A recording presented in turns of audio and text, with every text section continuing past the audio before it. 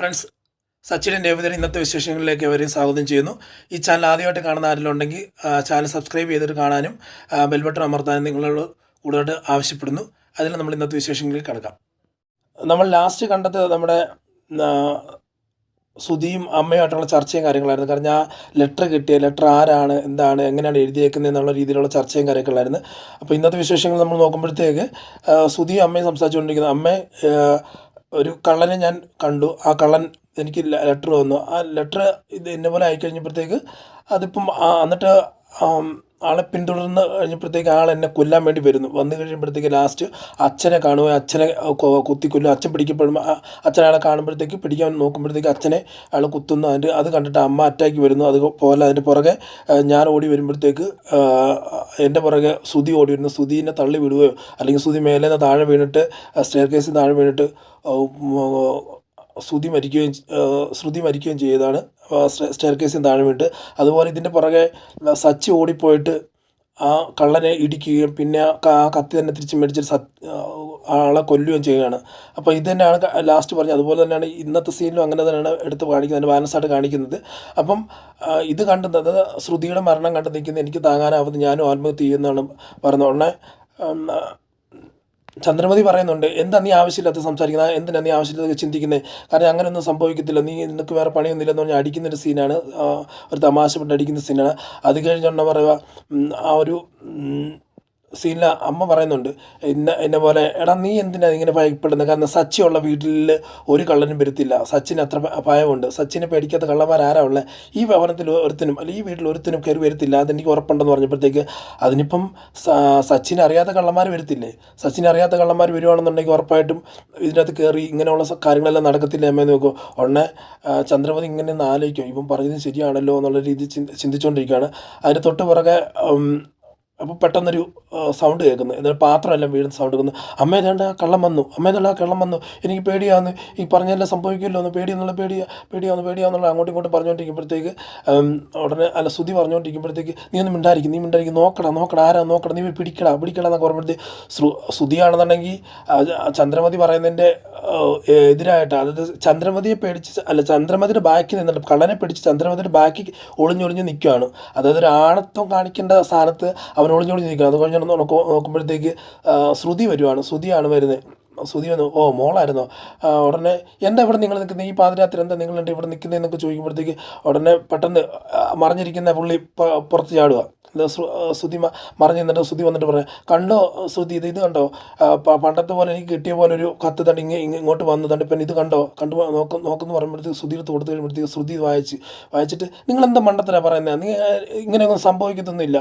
പെട്ടെന്ന് അവളിങ്ങനെ ഞെട്ടും, കാര്യങ്ങളെല്ലാം കണ്ടിട്ട് ഞെട്ടിട്ട് പറയും, ഇതൊന്നും സംഭവിക്കത്തില്ല, നിങ്ങൾ അതിനെക്കുറിച്ച് ചിന്തിക്കേണ്ട കാര്യം എന്ന് പറഞ്ഞു കഴിഞ്ഞാൽ, കാരണം ആരെങ്കിലും നിങ്ങൾ ഫേക്ക് ചന്ദ്രമതി പറയുന്നത് അങ്ങനെയല്ല മോളെ, ആ ലെറ്റർ കണ്ടോ, എനിക്ക് അറ്റാക്ക് വരും, സച്ചി കൊലപാതകയാകും, ഇവൻ ആത്മഹത്യ ചെയ്യും, ഇങ്ങനെയൊക്കെയാണ് പറയുന്നത്. അപ്പം അത് നടക്കാണ്ടിരിക്കുമോ എന്നുള്ള ഇത് ചോദിക്കുമ്പോഴത്തേക്ക് അമ്മ ഇത് വെറുതെ ചുമ്മാ ആരെങ്കിലും കളിപ്പിക്കാൻ വേണ്ടി എഴുതിയാണ്, അന്നത്തെ കാര്യം വളർച്ചയും കാര്യങ്ങളൊക്കെ പൊയ്ക്കൊണ്ടിരിക്കുന്നത്, അത് ഷോറൂമൊക്കെ ഇട്ട് നല്ല രീതിയിൽ പൊയ്ക്കൊണ്ടിരിക്കുക, അതുകൊണ്ട് ആരും കളിപ്പിക്കാൻ ഇട്ടതായിരിക്കും ഒന്ന്. രണ്ടാമത്തെ കാര്യം എന്ന് പറഞ്ഞു കഴിഞ്ഞാൽ ഇത് ക്യാഷ് അടിക്കാൻ വേണ്ടിയുള്ള പരിപാടിയാണ്, ഒട്ടുമിക്ക ആൾക്കാരും ചെയ്യുന്നതല്ലേ, ക്യാഷ് അടിക്കാൻ ഓരോ ലെറ്റർ കൊടുക്കുക, അതിന് ഭീഷണി വരിക, ആ ഭീഷണിക്ക് അനുസരിച്ച് വഴങ്ങുക, അപ്പം അതിനനുസരിച്ച് ക്യാഷ് അടിക്കുക എന്നുള്ളത് മാത്രമാണ് ഉദ്ദേശം, അല്ലാതെ വേറൊരു ഉദ്ദേശമൊന്നും ഇല്ലെന്ന് പറയുമ്പോഴത്തേക്ക് അങ്ങനെയാണെങ്കിൽ ചന്ദ്രമതി പറയാം, ശ്രുതി നാളെ തന്നെ നീ പോയി ഈ ലെറ്ററും കൊടുത്തിട്ട് പോലീസിലൊരു പരാതി കൊടുക്കുക, അതാകുമ്പോഴത്തേക്ക് എല്ലാം നേരെയാകും, ഒന്നും പേടിക്കേണ്ട കാര്യമില്ലെന്ന് പറയുമ്പോഴത്തേക്ക്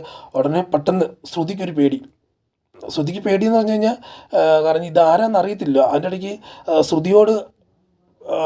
ശ്രുതി പറയുന്നുണ്ട്, ഇത് ഒരു കള്ളനെ എനിക്കറിയാം, കള്ളനെ രണ്ടുപേർ കണ്ടിട്ട് അവൻ കള്ളൻ തന്നെയാണെന്ന് ആൾക്കാർ സ്ഥിരീകരിച്ച് പറയുകയും ചെയ്തു എന്ന് പറയും. അതും കൂടെ കേട്ടപ്പോഴത്തേക്ക് ശ്രുതി പറയുക, ഇത് പോലീസിനടുത്ത് പോയി കഴിഞ്ഞാൽ കേസും കാര്യങ്ങളൊക്കെ ആവും, പിന്നെ ഇവിടെ വന്നു കഴിഞ്ഞാൽ അന്വേഷണം, പിന്നെ നമ്മുടെ ഷോറൂമിൽ കയറി ഇറങ്ങും, എല്ലാം നമുക്കൊരു സമയം പോകും, പിന്നെ ഭയങ്കര ബുദ്ധിമുട്ടാണ്, അതിനെക്കുറിച്ച് ചിന്തിക്കുകയും വേണ്ടെന്ന് പറയുമ്പോഴത്തേക്ക് അമ്മ പറയുക, അങ്ങനെയാണെങ്കിൽ ഒരു സെക്യൂരിറ്റി വെക്ക്, ചന്ദ്രമതി അങ്ങനെയാണ് സെക്യൂരിറ്റി വെക്കുക, എൻ്റെ മോൻ്റെ ജീവൻ ആപത്താണ്, കാരണം ഓരോ ദിവസം കൂടുമ്പോഴത്തേക്ക് ഓരോ കത്ത് ഇതെല്ലാം വന്നിട്ട് വെറുതെ ഇരിക്കുന്നവൻ്റെ നെഞ്ചത്തോട്ട് കയറുന്നൊരവസ്ഥ, അങ്ങനെയാണ്, അത് മാറ്റുക എന്ന് പറയുമ്പോഴത്തേക്ക് പറയും അതൊന്നും വേണ്ട ആൻറ്റി, അതൊന്നും കുഴപ്പമൊന്നുമില്ലെന്ന് പറയാം. അത് വേണം. കാരണം എന്ന് കഴിഞ്ഞാൽ ഈ ഇങ്ങനെ പോയി കഴിഞ്ഞാൽ ശരിയാകത്തില്ല. ഓരോ ദിവസം കൂടുമ്പോഴത്തേക്ക് ഇതിൻ്റെ ഉള്ള ഭീഷണി കൂടിക്കൊണ്ടിരിക്കുക. അത് വേണമെന്ന് പറയും. അപ്പോൾ എന്തെങ്കിലും കാണിക്കുന്നത് ശ്രുതിയും പറയുക. അത് കഴിഞ്ഞിട്ട് പറയാം ശ്രുതി പറയുക എന്നാൽ അമ്മ നമുക്ക് അങ്ങനെ ചെയ്യാം, കാരണം അപ്പം എൻ്റെ ജീവൻ വലിയ കുഴപ്പമില്ലാതെ പൊക്കോളൂല്ലോ എന്നുള്ള രീതിയിൽ പറയുക. അങ്ങനെ പറഞ്ഞ് ഇങ്ങനെ നിൽക്കുമ്പോഴത്തേക്കാണ് ചന്ദ്രമതിയോട് പറയുന്നത് അമ്മ കിടക്കണം, ഇനി എൻ്റെ കൂടെ വാ എന്നുള്ള പേടി സ്വരത്തിൽ പറഞ്ഞ് അങ്ങനെ ചന്ദ്രമതി നിന്നെക്കൊണ്ട് തോറ്റു പോകുമെന്ന് പറഞ്ഞിട്ട് ഒരാണാണെന്നുള്ള രീതിയിലൊക്കെ ചോദിച്ച് അതിന് പുറകെ പോകുന്നുണ്ട്. അതായത് ചന്ദ്രമതിയും കൂട്ടിക്കൊണ്ട് കിടക്കാൻ പോവുക ശ്രുതി. ഒരാണാണ് അമ്മയെ പേടിച്ച് അല്ല അമ്മയുടെ തുണ നോക്കിക്കൊണ്ട് പോകുന്നത്. അങ്ങനെ പോകുമ്പോഴത്തേക്ക് ശ്രുതി ഇങ്ങനെ ആലോചിച്ചുകൊണ്ടിരിക്കുക, ഇതാരായിരിക്കും കള്ളൻ? നവീൻ ദാസ് എന്നുള്ള ചിന്താഗതി ആളെ ഇവക്കറിയാം. അപ്പോൾ ഓൾറെഡി ഇവളുമായിട്ട് കണക്ഷനുള്ള ആളാണ്. അതുകൊണ്ട് നവീൻ ദാസ് ആയിരിക്കും, അവൻ എന്തിൻ്റെ കേടാണ് എന്നൊക്കെയുള്ള ഇങ്ങനെ ആലോചിച്ചുകൊണ്ട് ഇങ്ങനെ നിൽക്കുന്നത് സീനാണ് നമ്മുടെ ചന്ദ്രകത്ത് കാണുന്നത്. അങ്ങനെ രേവതി ആൻ്റണിയെ തേടി പോവാണ്, ഓഫീസിലേക്ക് ചെല്ലുവാണ്. ആൻ്റണി ചെന്നിട്ട് രണ്ടെണ്ണം പറയാണ്, രണ്ടെണ്ണം കൊടുത്തിട്ടൊക്കെ വരണം എന്നുള്ളൊരു ധാരണയിലാണ് കയറി ചെല്ലുമ്പോഴത്തേക്ക് തന്നെ ആൻ്റണി ഇങ്ങനെ സ്വന്തം സ്റ്റാഫിനോട് പറയുവാണ്, ഇന്ന പോലെ 2 മാസമായിട്ട് പലിശ കിട്ടിയിട്ടില്ലല്ലോ, ഇത്ര പേരുടെ പലിശ കിട്ടിയിട്ടില്ലോ, എന്ത് ആ ശരത്തിനെ വിളിച്ചാൽ മാത്രമേ ശരത്ത് എന്താ ഇത് മേടിക്കാത്തേ എന്നുള്ള രീതിയിൽ സ്റ്റാഫിനോട് ചോദിക്കുമ്പോഴത്തേക്ക് അതിന് മറുപടിയായിട്ട് രേവതിയാണ് പറയുന്നത്, നിനക്കെന്നെ മേടിച്ചാൽ തന്നെ എൻ്റെ അനിയനെ മേടിക്കത്തുള്ളൂ എന്നുള്ള രീതി ചോദിച്ചുകൊണ്ട് ദേഷ്യപ്പെട്ടാണ് അവിടെ കയറി ചെന്ന് ആ സീറ്റിൻ്റെ അടുത്ത് വന്ന് നിൽക്കുമ്പോഴത്തേക്ക് ഇതാര് രേവതി ചേച്ചിയോ, ഇരിക്കുക ചേച്ചി, എന്താ ഉണ്ട് വിശേഷം എന്നുള്ള രീതിയിലൊക്കെ വലിയ ഒരു ഒഴുക്കമട്ടിൽ സംസാരിക്കുകയാണ്. കാരണം നീ എൻ്റെ വിശേഷങ്ങളൊന്നും അന്വേഷിക്കണം, നീ കാരണം കൊണ്ട് എൻ്റെ കുടുംബം തകർന്നുകൊണ്ടിരിക്കുക, നിനക്ക് വല്ല ബോധ്യമുണ്ടോ ചോദിച്ചു. എന്താ ചേച്ചി എന്താ ഇങ്ങനെയൊക്കെ പറയാൻ കാര്യം? നീ എൻ്റെ അനിയനെ ഇവിടെ ജോലിക്കാണ് കൊണ്ടുവന്നേക്കുന്നത് അല്ലെങ്കിൽ വല്ല ബാറിലാണ് കൊണ്ടുവന്നേക്കുന്നത് എന്നുള്ള ചോദിക്കുക. എന്താ ചേച്ചി ഇങ്ങനെ പറയുന്നത്, ഒന്നും കൂടെ ഒന്ന് വ്യക്തമായിട്ട് പറ. കാരണം ഇവിടെ ജോലിക്കാന്ന് പറഞ്ഞിട്ട് ചേച്ചി ഞാനിവിടെ അവനെ ജോലിക്ക് കൊണ്ടുവന്നിട്ടുണ്ടെങ്കിൽ ജോലി നല്ല രീതിയിൽ ശമ്പളം കൊടുക്കുന്നുണ്ട്, നല്ല രീതിയിൽ അവനെ നോക്കുന്നുണ്ട്, എല്ലാം ചെയ്യുന്നുണ്ട്, ചേച്ചി എന്തിനാ ആവശ്യമില്ലാത്ത കാര്യങ്ങളെല്ലാം സംസാരിക്കുന്നതെന്ന് പറയാം. നീ കാരണം കൊണ്ട് എൻ്റെ കുടിയും വലിയെല്ലാം തുടങ്ങിയിട്ടുണ്ടല്ലോ. ഉടനെ ആരുടെ പറയുക, അത് നല്ലൊരു കാര്യമില്ല, ആണത്തോളന്മാരെല്ലാം ചെയ്യുന്നുണ്ട്, ആണുങ്ങൾ ആരാ ചെയ്യാത്തുള്ളത്, ചേച്ചിയുടെ ഭർത്താവ് ചെയ്യുന്നില്ലേ, അപ്പം അതിനെക്കുറിച്ച് എന്തിൻ്റെ ചേച്ചി കൂടുതലായിട്ട് വറീഡാകുന്നത്? അതൊക്കെ ആണുങ്ങളൊക്കെ ചെയ്യുന്ന ചേച്ചി, അതൊന്നും അതിനെക്കുറിച്ചൊന്നും അറിയണ്ടാവും. കൂടുതലായിട്ട് അവൻ അലമ്പാരിക്കാൻ നോക്കാം. അവനിപ്പം ഞാൻ എൻ്റെ അനിയനെ പോലെയാണെന്ന്, എൻ്റെ ഫ്രണ്ടാണ് അവൻ നശിക്കുന്നത് ഞാൻ കാണുമോ? അപ്പോൾ അവൻ നശിക്കുന്നത് നീ കാണുമോ എന്ന് ചോദിച്ചിട്ട് നീയാണ് ഇപ്പം ഇങ്ങനെയൊക്കെ ചെയ്യുന്നത്. നിനക്ക് ഒരു ഇച്ചിരി മാന്യത ഉണ്ടെന്നുണ്ടെങ്കിൽ നിനക്ക് അവനെ പിന്തിരിപ്പിക്കത്തില്ലേ? നീ അത് നിന്നോട് ജോലിക്ക് വന്നിട്ടുണ്ടെങ്കിൽ ആ ജോലി ചെയ്യിപ്പിച്ച് വിടണം. പാർട്ട് ടൈം ജോലി, ഒരു ചെറുക്കനാണ്, കൊച്ചു പയ്യനാണ്. ഇപ്പോൾ ശീലിക്കുന്ന നാട്ടിലെ ശീലങ്ങളെല്ലാം പിന്നീട് അവൻ്റെ ഭാവിയിൽ അത് ഭയങ്കരമായിട്ട് പ്രശ്നങ്ങളുണ്ടാക്കും. നീ അത് ചിന്തിക്കാതെ എന്താ നീ അത് പ്രവർത്തിക്കുന്നത് എന്നുള്ളത് ചോദിക്കുമ്പോഴത്തേക്ക് നിങ്ങൾ ആവശ്യമില്ലാതെ സംസാരിക്കും, ഞാൻ അവനെ വഴി തെറ്റിച്ചിട്ടൊന്നും ഇല്ലെന്നാണ്. ഇനി നീ വഴി തെറ്റിക്കാണ്ടായിരിക്കും, നീ ആവശ്യമില്ലാതെ വഴി തെറ്റിച്ച് കഴിഞ്ഞ് ഇനി നിൻ്റെ ഈ ഓഫീസ് പോലും കാണത്തില്ലടാന്ന് പറയും. ഉടനെ ആരുടെ ചോദിക്കും, നീ കൂടുതൽ കളിക്കുകയൊന്നും വേണ്ട, ശരത്തിൻ്റെ പെങ്ങളായതുകൊണ്ട് മാത്രം നിന്നെ ഞാൻ കൂടുതലായിട്ടൊന്നും ചെയ്തില്ല കട്ടോടി എന്ന് ചോദിക്കുമ്പോഴത്തേക്ക് എന്നാടാ എടീന്നോ, ഇത് എടീന്നുള്ള രീതിയിൽ നീ വിളിക്കണം എന്നുള്ള രീതിയിൽ രേവതി കൈ ഉയർത്തി ആൻ്റണി അടിക്കാൻ പോയപ്പോഴത്തേക്ക് പെട്ടെന്ന് കൈ കയറി പിടിച്ചുകൊണ്ട് അങ്ങോട്ട് കൈ ഇങ്ങനെ ഞെരുക്കി പിടിച്ചുകൊണ്ടിരുന്നിട്ട് പെട്ടെന്ന് ഒറ്റ തള്ളുമ്പോഴത്തേക്ക് രേവതി ഇങ്ങനെ തെറിച്ച് താഴെ പോയി പെട്ടെന്ന് ചെരുപ്പ് ഊരിപ്പോയിട്ട് തെന്നി വീണ് അവിടെ ഒരു ടീപ്പുണ്ട്, ടീപ്പോയിൽ ഇപ്പോൾ തല ഇടിക്കുകയോ ചെയ്യുന്നത്. തല ഇടിച്ചങ്ങനെ കിടക്കപ്പോഴത്തേക്ക് എന്നിട്ട് വാടാ നമുക്ക് പോകാം എന്നുള്ള ആൻ്റണിയും ആൻ്റണി സ്റ്റാഫിനോട് പറയാം. അങ്ങനെ പോകുമ്പോഴത്തേക്ക് പെട്ടെന്ന് അതായത് രേവതി എഴുന്നേറ്റിട്ട് പറയാം, എടാ നീ കാരണം കൊണ്ടല്ലേടാ, നിൽക്കടാ അവിടെ എന്നുള്ള രീതിയിൽ പറഞ്ഞിങ്ങനെ എഴുന്നേൽക്കുമ്പോഴത്തേക്ക് എടാന്നോ ഇനി നീ കൂടുതൽ കളിച്ചു കഴിഞ്ഞാൽ നിന്നെ ശരിയാക്കൂടി എന്നുള്ള രീതിയിൽ പറഞ്ഞ് അടിക്കാൻ അടിക്കാൻ ഇങ്ങനെ കൈ പൊക്കുമ്പോഴത്തേക്ക് പുറകെ നിന്ന് ഒരുത്തം വന്ന് ഇടിച്ചിടിച്ചിടിച്ച് വീഴും. അതായത് നോക്കുമ്പോഴത്തേക്ക് ശരത്തല്ല സച്ചി പെട്ടെന്ന് ഒരുത്തന്നെ തള്ളി വിടുകയോ ചെയ്തത്. ആ തള്ളി വിട്ട് ആൻ്റണിയുടെ ബാക്കിൽ നിൽക്കുന്ന ഒരുത്തന്നെ ഇടിക്കുക. അവൻ വന്ന് ആൻ്റണി ഇങ്ങനെ ഇടിച്ച് ആൻ്റണി അടിക്കാൻ ഒരുങ്ങുന്ന കൈ കൊണ്ട് താഴെ വീഴുകയാണ് ചെയ്യുന്നത്. പെട്ടെന്ന് നോക്കുമ്പോഴത്തേക്ക് നമ്മൾ സച്ചി കടന്നു വരിക. സച്ചി വന്നിട്ട് എല്ലാവരെയും എടുത്ത് പട എന്ന് അല്ല ഓടിച്ചെന്ന് പറഞ്ഞാൽ അതിലെ കൂടെ എല്ലാം ഓഫീസ് മുഴുവനായിട്ട് ഓടിക്കുന്ന രീതിയിൽ അടിക്കൊക്കെ ഓടുക. പിന്നെ വലുതായിട്ടില്ല അടിച്ചങ്ങനെ തള്ളി വിടുകയൊക്കെ ചെയ്യുക.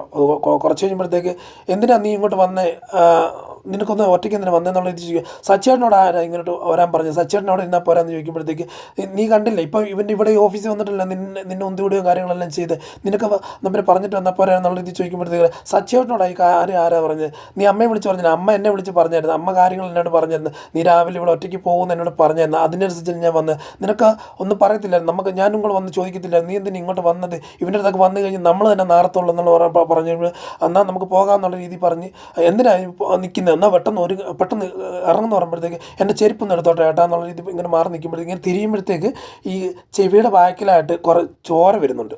ആ ചോര കാണുമ്പോഴത്തേക്ക് പറയുന്നുണ്ട്, ഈ ചോരയോ അയ്യോ എന്തു പറ്റി സച്ചി ഓടി വന്നിട്ട് ഇങ്ങനെ കൈ വെച്ച് നോക്കുമ്പോഴത്തേക്ക് ചോര.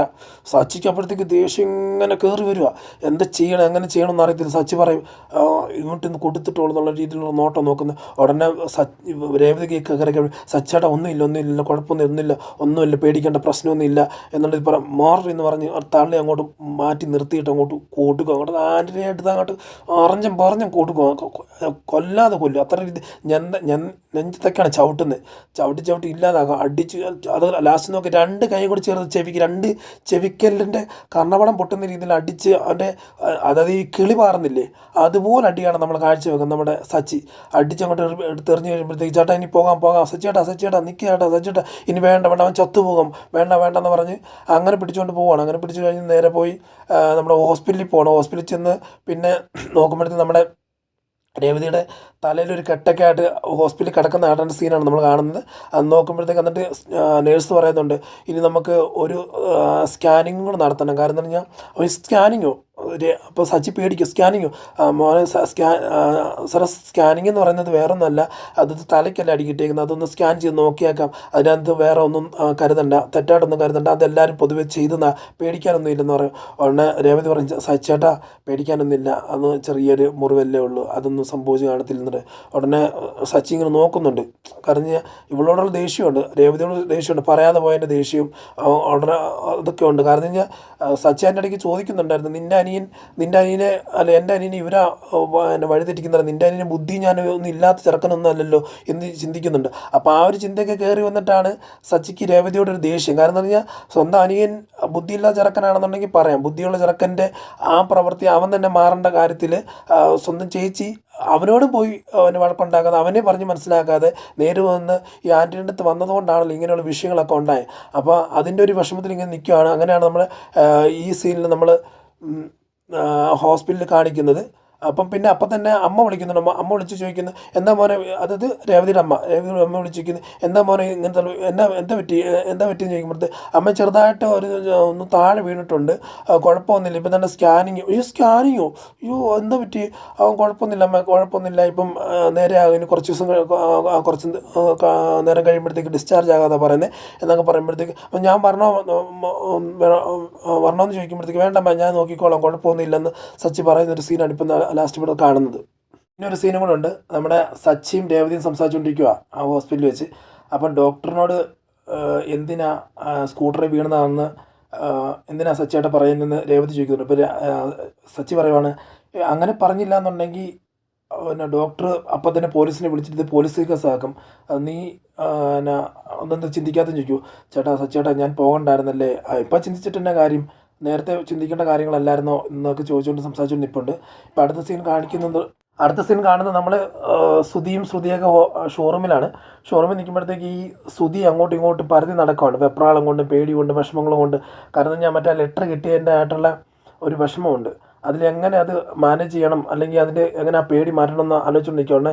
ശ്രുതി ഒന്ന് ചോദിക്കുന്നുണ്ട് എന്താ ശ്രുതി ഇത്ര വിഷമം, എന്താ ടെൻഷൻ അടിച്ച് നടക്കുന്നത് ചോദിക്കുമ്പോഴത്തേക്ക് എന്നാ പറയാനാ ശ്രുതി, ഞാനൊരു 10-13 ഒരു ഇൻ്റർവ്യൂ നടത്തി ബോഡി ഗാർഡിനുള്ള, ഒറ്റൊരുത്തം പോലും സെലക്ട് ആയില്ല, ഇപ്പോൾ ഇങ്ങനെ പോയി കഴിഞ്ഞാൽ എങ്ങനെ, ഇപ്പോൾ അടുത്തടുത്തം വന്നിട്ട് പിന്നെ എന്നെ ഭീഷണിപ്പെടുത്തുമോ എന്നുള്ള രീതിയിൽ പേടിയുണ്ടെന്ന് പറഞ്ഞപ്പോഴത്തേക്ക് പറയുക എന്തിനാ ആവശ്യമില്ലാത്ത കാര്യം ചിന്തിക്കുന്നത്. കാരണം എന്ന് പറഞ്ഞാൽ ശ്രുതി ഇൻ്റർവ്യൂ നടത്തുന്ന ഒരു മാന്യത രീതിയാണ് ഇൻ്റർവ്യൂ നടത്തുന്നത്, അതെന്താ നീ അങ്ങനെ ചോദിക്കുന്നത് പറഞ്ഞപ്പോഴത്തേക്ക് പറയുക കാരണം വ്ളാഡിമിർ ബൾബ് കണ്ടുപിടിച്ചതാരാ, ഐൻസ്റ്റീൻ്റെ അമ്മയുടെ പേരെന്താ, പിന്നെ കേരളത്തിൻ്റെ പോപ്പുലേഷൻ എത്ര, ഇങ്ങനെയൊക്കെയാണ് ചോദിക്കുന്ന ആൾക്കാരോട്. അതൊന്നും ചോദിച്ചിട്ട് കാര്യമില്ല, അതൊക്കെ എന്നാലും ചോദിക്കേണ്ടത്. ശരിക്കും നമുക്ക് വേണ്ട നീ അവരോട് ചോദിക്കുക കരാട്ടെ അറിയുവാണെങ്കിൽ കുഴപ്പമില്ല, ബോക്സിങ് അറിയുവാണോ ചോദിക്കുന്നതാണ്. അങ്ങനെയൊക്കെയാണ് ബോഡി ഗാർഡിൻ്റെ പ്രത്യേകത അതല്ലേ. അപ്പോൾ ഓരോ മേഖലയിൽ പ്രവർത്തിക്കുന്നവർക്ക് അവരുടെ നാട്ടിൽ അങ്ങനെ രീതിയിലുള്ള ചോദ്യം ചോദിച്ചിട്ടാണ് ഇൻ്റർവ്യൂ പിന്നെ അവർ എടുക്കുന്നത്. അല്ലാതെ ഈ ഇവർ കളക്ടർ ജോലിക്കൊന്നല്ലല്ലോ. ഒരു കളക്ടറും IASൻ്റെ അതായത് സിവിൽ സർവീസിൻ്റെ എക്സാമൊന്നും അല്ലല്ലോ ഇവിടെ നടക്കുന്നത് എന്നുള്ള രീതിയിലൊക്കെ ചോദിക്കുമ്പോഴത്തേക്ക് പറയും. അപ്പം പിന്നെ എന്നാ ചെയ്യണം, ആദ്യം അങ്ങനെയുള്ള ചോദ്യങ്ങൾ നിർത്തുക. അത് കഴിഞ്ഞ് ചോദ്യങ്ങൾ അങ്ങനെ ബെറ്റർ ആയിട്ടുള്ള ചോദ്യങ്ങൾ ചോദിച്ച് അവരെ സെലക്ട് ചെയ്യാൻ നോക്കണം. അല്ലാതെ കളക്ടർ ഏതാ, അല്ല കളക്ടറിനുള്ള ചോദ്യവും അതിന് മേലെയുള്ള ഓരോ ചോദ്യങ്ങളൊക്കെ ചോദിച്ചുകൊണ്ടിരുന്ന് എല്ലാവരും പോകുമെന്ന് പറഞ്ഞു. അപ്പോൾ ശരി എന്താ ചെയ്യേണ്ടതെന്ന് നോക്കുമ്പോഴത്തേക്ക് ഒരാൾ വന്ന് നിൽക്കുക. അപ്പം പറയും സാർ എൻ്റെ ഒരു പൈലി, അതൊരു ബോഡി ഗാർഡാണ് നിൽക്കുന്നത്, ഒരു നീല യൂണിഫോം കിട്ടണമെന്ന്. സാർ എൻ്റെ പേര് പൈലി, ഞാൻ ഇയാളെ കാണുമ്പോൾ തന്നെ ശ്രുതി പേടിച്ച് പിന്നോട്ട് മാറുന്നുണ്ട്. ചോദിക്കുക നീ എന്താ കടിക്കുമോ എന്നുള്ള രീതിക്ക് ചോദിക്കുന്നുണ്ട്. സാർ ഞാൻ ഇൻ്റർവ്യൂവിന് വന്നതാ, എന്നെ സെലക്ട് ചെയ്യുമോ, കാരണം ഞാൻ ഇതിൻ്റെ ആഡ് കണ്ട് വന്നതെന്നൊക്കെ പറയുന്നുണ്ട്. അപ്പോൾ പറയും എന്താ നിൻ്റെ അത് കഴിഞ്ഞ് പറയും ഇൻ്റർവ്യൂവിന് വന്നതല്ലേ, ശരി അപ്പം ഞാൻ നമുക്കിവിടെ ഇൻ്റർവ്യൂ ഉണ്ട്, അകത്ത് ആദ്യം ഒരു ഇൻ്റർവ്യൂ ഒക്കെ പങ്കെടുത്തതിന് ശേഷം അതിൽ പാസ്സായാൽ മാത്രമേ നിങ്ങളെ സെലക്ട് ചെയ്യാൻ പറ്റത്തുള്ളൂ, അപ്പോൾ അകത്ത് വരാൻ പറഞ്ഞു. അവിടെ ചെന്ന് കഴിയുമ്പോഴത്തേക്ക് ശ്രുതിയും ചേർന്ന് ചേർന്നിരിക്കുന്നുണ്ട്. അപ്പം വന്ന ആ പൈലി എന്ന് പറഞ്ഞ ആൾ പറയും സാറേ എനിക്ക് വലിയൊരു കസേര കിട്ടുമെന്ന് ചോദിക്കുമ്പോഴത്തേക്ക് ശ്രുതി പറയുക ഈ കസേരയേ ഉള്ളൂ, പിന്നെ ഇനിയും ഉണ്ടെന്നുണ്ടെങ്കിൽ ദിവാൻ കോട്ടയേ ഉള്ളൂ എന്ന് പറയുക. സാർ അതിൻ്റെ അല്ല, അന്ന് ഞാൻ ഇവിടെ തന്നെ അഡ്ജസ്റ്റ് ചെയ്തിരിക്കാം. അപ്പം നല്ല സൈസ് ഉള്ള ആളാണ്, ആളുടെ ശരീരമൊന്നും അതിലിരിക്കത്തില്ല, അതുകൊണ്ടാണ് ആൾ അങ്ങനെ പറഞ്ഞത്. അപ്പം പിന്നെ പാടുപെട്ടാണ് പുള്ളി അവിടെ ഇരിക്കും. അത് കഴിഞ്ഞ് ചോദിക്കുന്നുണ്ട് സാറേ എന്താ ചെയ്യേണ്ടത്, അല്ലെ എങ്ങനെയാണ് ഇൻ്റർവ്യൂ എന്ന് പറയാൻ പറയും. അപ്പോൾ ചോദിക്കുകയാണ് ശ്രുതി ആദ്യമേ പിന്നെയും പഴയതുപോലെ ചോദിക്കുകയാണ് നമ്മുടെ റഷ്യൻ പ്രസിഡൻറ്റിൻ്റെ പേരെന്താണെന്ന് ചോദിക്കുക. ഉടനെ ശ്രുതി പറയുക എന്തിനാ ആവശ്യമില്ലാത്ത കാര്യങ്ങളൊക്കെ ചോദിക്കുന്നത് എന്നൊക്കെ ചോദിക്കുക. ബോക്സിങ് അറിയാമോന്നൊക്കെ ചോദിക്കുക. ബോക്സിങ് കരാട്ടയൊക്കെ അറിയാൻ ചോദിക്കുമ്പോഴത്തെ സാർ ബോക്സിങ് കരാട്ടയൊക്കെ എനിക്കറിയാം. അത് ശ്രുതി ചോദിക്കുകയാണ് ബോക്സിങ് കരാട്ടയൊക്കെ അറിയാമെന്നാണ് ഈ പുള്ളിക്കാരൻ പറയുന്നത്. സാറേ എന്നിട്ട് ചോദിക്കുക ശ്രുതി ചോദിക്കുകയാണ് താൻ എത്ര വരെ പഠിച്ചിട്ടുണ്ടെന്ന് ചോദിക്കുക. ഉടനെ പറയുമ്പോൾ ഞാൻ ഡിഗ്രി വരെ പഠിച്ചിട്ടുണ്ടെന്ന് പറഞ്ഞു. പിന്നെ ഡിഗ്രി, അപ്പോൾ ശ്രുതി പറയും പിന്നെ ഡിഗ്രി, ഇവിടെ 7 ഡിഗ്രിയുള്ള ഞാൻ അഹങ്കരിച്ചിരിക്കുന്നില്ല, താനെന്തിനാ അഹങ്കരിക്കുന്നത്. ഉടനെ അവൻ തിരിച്ചു ചോദിക്കുന്നുണ്ട് 7 ഡിഗ്രി ഉണ്ടായിട്ട് അടി നടക്കാൻ 7 ഡിഗ്രിയെ കൊണ്ട് പറ്റുന്നുണ്ടോ എന്ന് ചോദിക്കുമോ. ഉടനെ അപ്പം തന്നെ ചൂളിപ്പോവും. താൻ കൂടുതൽ അഹങ്കാരം വർത്താനൊന്നും പറയണ്ട കേട്ടോ, എനിക്കറിയാം കാര്യങ്ങളൊക്കെ എന്ന് പറയുമ്പോഴത്തേക്ക് അപ്പം ശ്രുതി പറയുക ഇയാളെ ഞാൻ സെലക്ട് ചെയ്തിരിക്കും, കുഴപ്പമൊന്നുമില്ല, ഇയാൾ മതി, ഇയാളാകുമ്പോഴത്തേന് സൈസും ഉണ്ട് വെയിറ്റും ഉണ്ട്, അതുപോലെ ആര് വന്നാലും എടുത്ത് തൂക്കി അറിയാൻ പറ്റുമെന്ന് പറയും. ഉടനെ ശ്രുതി പറയുക നീ സെലക്ട് ചെയ്തോ കുഴപ്പമില്ല, കാരണം അങ്ങനെ തന്നെയാണെന്നുണ്ടെങ്കിൽ നമുക്ക് സെലക്ട് ചെയ്തേക്കാം എന്നുള്ള ഇത് പറയുക. ഉടനെ ശ്രുതി പറയുക ഇനിയൊന്നും നോക്കണ്ട, നമുക്ക് അപ്പോയിൻമെൻറ്റ് ലെറ്റർ സൈൻ ചെയ്തേക്കാം എന്നുള്ള രീതിയിലൊക്കെയാണ് സംസാരിക്കുന്നത്. ഉടനെ ശ്രുതി ആളോട് പറയുക പൈലി നിങ്ങളെ ഞാൻ സെലക്ട് ചെയ്തു, കൺഗ്രാജുലേഷൻ എന്നൊക്കെ പറഞ്ഞ് അങ്ങോട്ട് കൂടെ കൈയൊക്കെ കൊടുക്കുന്നുണ്ട്.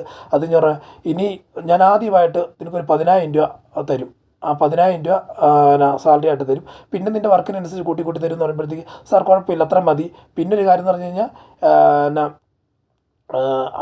ശ്രുതി പറയുന്നുണ്ട് പിന്നൊരു കാര്യം എന്ന് പറഞ്ഞാൽ എന്നെ ഫുൾ ടൈം ഇവിടെ കാണണം, എന്നെ ചുറ്റിപ്പറ്റി നിൽക്കണം, ആരെങ്കിലും വന്നു കഴിഞ്ഞാൽ അവരെ എതിർക്കണം, അവരെ എടുത്തെറിയണം, അതിനൊക്കെ പറ്റുമെന്ന് ചോദിക്കുമ്പോഴത്തെ സാർ ചെയ്തിരിക്കും, സാർ ഉറപ്പായിട്ട് ചെയ്തിരിക്കും, ആര് സാറിനെ എതിർക്കാൻ വന്നു കഴിഞ്ഞാൽ അവർ സിമ്പിളായിട്ട് വലിച്ചെറിയും, ഒന്നും പേടിക്കേണ്ട കാര്യമില്ല, സാർ ആ കാര്യത്തിൽ തന്നെ ഞാൻ കൂടെ ഇരിക്കുമെന്ന് പറയുമ്പോഴത്തേക്ക് ഇവിടെയുള്ള പരിപാടി മതി, വീട്ടിലോട്ട് പോകുമ്പോൾ വേണ്ട, വീട്ടിൽ പോയി കഴിഞ്ഞാൽ അച്ഛൻ സമ്മതിക്കത്തില്ല എന്ന് പറഞ്ഞാൽ ഇല്ല സാർ ഞാൻ വരത്തില്ല സാർ, ഞാൻ ഇവിടെയുള്ള പരിപാടി മാത്രം, സാർ രാവിലെ വരുന്ന മുതലൊരു രാത്രി സാർ ഇവിടുന്ന് പോകുന്നവരുള്ള സാറിന് സംരക്ഷണം തന്നിരിക്കും, ഉറപ്പായിട്ട് തന്നിരിക്കും, യവൻ വന്നാൽ അവനെ ഇടിച്ച് ഞാൻ പരിപ്പടക്കം അവൻ്റെ എന്നുള്ള രീതിയിലൊക്കെ പറയുന്നത്. ഉണ്ട് ശരി ആയിക്കോട്ടെ, പിന്നെ എന്തെങ്കിലും ഡിമാൻഡ് ഉണ്ടോ ചോദിക്കുമ്പോൾ സാർ ഒരു ഡിമാൻഡുണ്ട്, എനിക്ക് ഫുഡ് 10,000 രൂപ ശമ്പളം മതി, പക്ഷേ ഫുഡ് വേണം, അതൊരു മെനു തന്നെ ഉണ്ട് സാർ എന്ന് പറയും. മെനുവോ എന്തൊക്കെ ഫുഡ്, രാവിലെ 20 ഇഡ്ഡലി വേണം. ഉടനെ ഞെട്ടുക, 20 ഇഡ്ഡലിയോ, 20 ഇഡ്ഡലി അല്ലെങ്കിൽ 20 കഷ്ണം പുട്ട്, പിന്നെ അതിനനുസരിച്ച് കറികൾ, പിന്നെ ഉച്ചയ്ക്ക് ചോറും മീൻകറിയും, 4 പേർക്കുള്ള ചോറ് വേണം, 6 പേർക്കുള്ള ചോറും മീൻകറിയും പിന്നെ അതിനനുസരിച്ചുള്ള കറിയും ഒക്കെ പറയുന്നുണ്ട്. അത് കഴിഞ്ഞ് വൈകിട്ട് 20 ചപ്പാത്തി, പിന്നെ ഒരു ഫുൾ കോഴി പൊരിച്ചത്. ഉടനെ ശ്രുതി ചോദിക്കുന്നുണ്ട് തൂവൽ വേണം എൻ്റെ കോഴിയുടെ. സാർ തൂവൽ വേണ്ട സാർ, തൂവലുമില്ലാതെ ഫുൾ കോഴി. അത് കഴിഞ്ഞ് പിന്നെ അതൊന്ന് ദഹിക്കാൻ വേണ്ടി ഒരു 2 ഡസൻ പഴം, ഇത്രയും വേണമെന്ന് പറയും. അയ്യോ ഇത് ഭയങ്കരം തന്നെയാണല്ലോ. ഓ സാർ ഭയങ്കരം ഒന്നുമല്ല സാർ, ഇത് കുറച്ചല്ലേ ഉള്ളൂ, ഇത്ര മാത്രമല്ലേ ഉള്ളൂ, അതുകൊണ്ട് സാറ് അതൊന്ന് അറേഞ്ച് ചെയ്യണം, ബാക്കിയുള്ള കാര്യങ്ങളൊന്നും സാർ പേടിക്കേണ്ട കാര്യമില്ല, ഞാൻ ബാക്കിയുള്ള കാര്യത്തിലെല്ലാം അഡ്ജസ്റ്റബിളാണ്, സാർ ഇത്രയും മാത്രം ചെയ്തു തന്നാൽ മതി എന്ന് പറയുമ്പോഴത്തേക്ക് ശ്രുതി ഇങ്ങനെ ആലോചിച്ചിരിപ്പുണ്ട്. എന്നാലും സെലക്ട് ചെയ്തല്ലോ, തൻ്റെ ജോലിക്ക് അല്ലെങ്കിൽ തൻ്റേതായിട്ടുള്ള ശരീരത്തിൻ്റെ സംരക്ഷണം നൽകാൻ വേണ്ടി ഇങ്ങനൊരു ആളെ വേണം എന്നുള്ള ചിന്താഗതിയിൽ ഇങ്ങനെ ആലോചിച്ചിട്ടുണ്ട്. അതാണ് നമ്മളിപ്പോൾ ലാസ്റ്റ് കാണുന്ന സീൻ. ആയതിനാൽ വ്യൂവേഴ്സ് നിങ്ങളെല്ലാവരും കൂടുതലായിട്ട് ഈ ചാനൽ കാണുന്നുണ്ട്, സബ്സ്ക്രൈബ് ചെയ്യാൻ, കൂടുതലായിട്ട് ഇങ്ങനെ സപ്പോർട്ട് ചെയ്യണം. നിങ്ങൾ കൂടുതലായിട്ട് നിങ്ങൾക്ക് ഇഷ്ടപ്പെടുന്ന രീതിയിലുള്ള ഒരു അവതരണത്തിലേക്ക് കൂടുതൽ ഞാൻ കടക്കാൻ ആഗ്രഹിക്കുന്നു. നല്ലൊരു സംഭാഷണ രീതിയിൽ വരാൻ ആഗ്രഹിക്കുന്നു. അതിനുവേണ്ടി നിങ്ങളുടെ ഓരോരുത്തരെ സപ്പോർട്ട് ചോദിക്കുന്നു. സപ്പോർട്ടിന് വേണ്ടി നിങ്ങൾ സബ്സ്ക്രൈബ് ചെയ്യണം, പിന്നെ ലൈക്ക് അടിക്കണം. അതുപോലെ കൂടുതലായിട്ട് നിങ്ങളെല്ലാവരും ഫുള്ളായിട്ട് ഇത് കാണാനും എന്നെ സപ്പോർട്ട് ചെയ്യാൻ ഞാൻ ആഗ്രഹിക്കുന്നു. അതിനാൽ ഇന്നത്തെ ഈ വിശേഷങ്ങളിൽ നിന്ന് ഞാൻ ഇവിടെ പറയുന്നു. നാളത്തെ വിശേഷങ്ങളായിട്ട് മാറുന്നതാണ്. മാത്രമല്ല ഇനിയുള്ള ദിവസങ്ങളിൽ നാളത്തെ കഴിഞ്ഞ വിശേഷം അങ്ങനെയുള്ള വരാനിരിക്കുന്ന വിശേഷങ്ങൾ ഞാൻ ഇടാൻ ആഗ്രഹിക്കുന്നുണ്ട്. അതിനാൽ കൂടുതലായിട്ട് നിങ്ങൾ സപ്പോർട്ട് ഉണ്ടെന്നുണ്ടെങ്കിൽ കൂടുതലായിട്ട് ഞാൻ ഇടാൻ ആഗ്രഹിക്കുന്നുണ്ട്. അതിനാൽ ഇന്ന് നിങ്ങളുടെ നിന്ന് ഇവിടെ പറയുന്നു. Signing off.